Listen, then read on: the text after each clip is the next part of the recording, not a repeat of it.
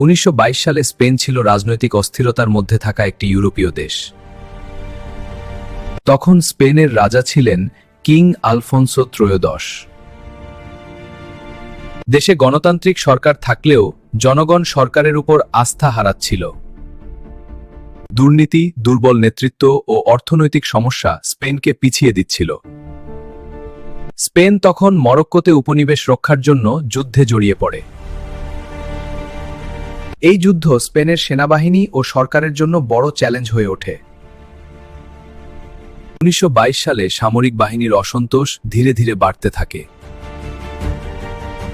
শ্রমিক আন্দোলন ও ধর্মঘট দেশের বিভিন্ন শহরে ছড়িয়ে পড়ে। রাজনৈতিক দলগুলো একে অপরের সঙ্গে সংঘর্ষে জড়িয়ে পড়ে। এই অস্থির পরিস্থিতি ভবিষ্যতের সামরিক শাসনের পথ তৈরি করে। এর এক বছর পর 1923 সালে সামরিক অভ্যুত্থান ঘটে। 1922 সাল ছিল স্পেনের ইতিহাসে বড় পরিবর্তনের পূর্বাভাস।